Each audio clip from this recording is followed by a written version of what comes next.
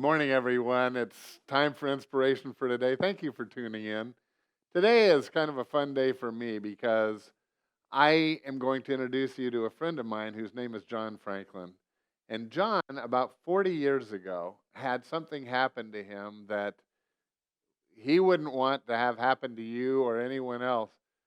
He was at a baseball game, and he'll tell the story, but all of a sudden, he became paralyzed. And I can tell you that no one, no doctor, and he's been everywhere, has ever been able to figure this out. But his attitude through it all has been amazing. And he has never stopped loving the Lord. I remember so visiting him in the hospital, and we didn't know what was going to happen, but he ends up, as you'll see, I'm going to let John tell the story. And so listen, enjoy, and be inspired. I know you will be. Here's John. Hi, my name is John Franklin, and my story starts back on June 14th, 1987. It started out as a kind of a quiet Sunday morning. Our family got up, went to church that morning. In the afternoon, we were with some friends at kind of a picnic in the park. And as we moved into the evening hours, my wife Patty and I played on a church community softball team that had a game that started at 6 o'clock. So it was actually during the game. I was on base.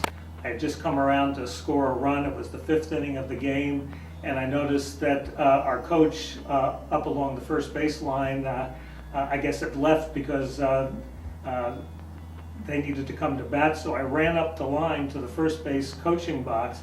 And just as I arrived at the box, I felt this sharp stabbing pain right at the base of my neck. And I really didn't know what it meant at the time, but I knew it hurt a lot. So at the end of the inning, I just told the manager, hey, take me out of the game.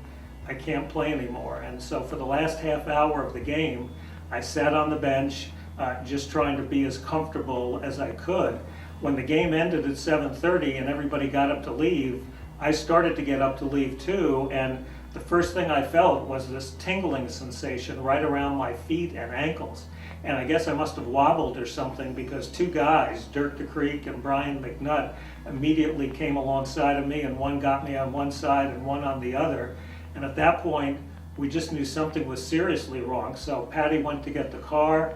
I was still able to walk at the time, but I was leaning on Brian and Dirk as we walked off the field, and then got in the car and went off to Los Robles Hospital, which is just 10 minutes away. When I arrived at the hospital, they got me right into the emergency room and started trying to figure out what was going on. Essentially, over the next couple of hours, between 8 o'clock at night and 10 o'clock at night that night, what had started out as a paralysis around my feet just spread up my body, and I ended that evening totally paralyzed, head to toe, in intensive care at Los Robles Hospital. So it started out as kind of a quiet day, ended in pretty dramatic fashion, but it was nothing compared to the next 2 months.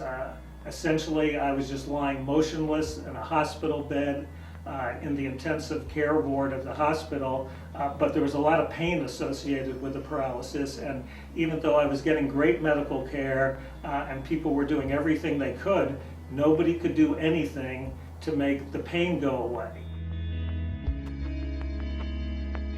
During those first couple of days when I was paralyzed and in the hospital, the obvious thought that came to my head and kept going round and round is, why me? Why is this happening to me? Why is this happening at this point? And I got a kind of an unusual answer back from God, and it was really, why not me? I knew that I'd never really complained about stuff that was going on in my life when I thought good things were going on. And so it was really a question of, could I trust God when bad things were going on? And so from a really early point, I just decided, okay, I'm going to trust God even though I don't like what's going on. And I think at the point that things got kind of the toughest for me, when the pain was the worst, and I just really didn't feel like I even cared whether I lived or died. I just wanted the pain to go away. If somebody knew a way to make the pain go away, I was interested in listening. Unfortunately, nobody had an answer for that, and I just wound up having to live through a lot of that pain. But at the same point, it helped me realize how important it is to have that trust in God when you're going through that kind of dark, tough time, because my perspective was really not really in line with where God would have me, but that's how I felt at the time, and I just had to live with that during those days where I really didn't care. And it was at this time I was reminded, and you may have heard the phrase, if you're in a crisis and you're having trouble figuring out how to get through the next month, figure out how to get through the next week. If you're having trouble figuring out how to get through the next week, well, figure out how to get through the next day. Well, in my particular case, at probably the worst point of the pain, it was so bad that I was just lying there looking up at the clock saying, God, I just hope I can make it through the next hour.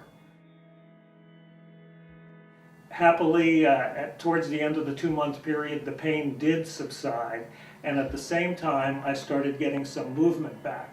First, I was able to wiggle the fingers on my left hand, then I was able to raise my wrist a little bit and eventually raise my arm, and all this took weeks and months, and the total recovery process was really closer to 2 to 3 years. I had some great physical therapists and occupational therapists who worked with me over this time, and as I got to the end of that 2 to 3 year period, I'd been able to go back to work. I was able to drive a car that was adapted for my wheelchair, and I was starting to get back into a lot of the basic functions of life, but I was really wondering, what's life going to be like being in a wheelchair?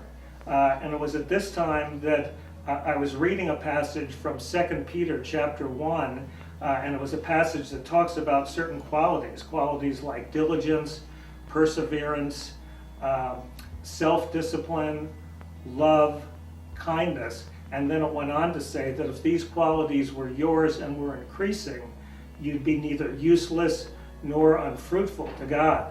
And I think the first time I read that passage, the word that popped out to me the most was the word useless, because at the time I didn't feel very useful to anybody, and I was just aware of all the limitations I had, and from my perspective, the future didn't really look that rosy to me.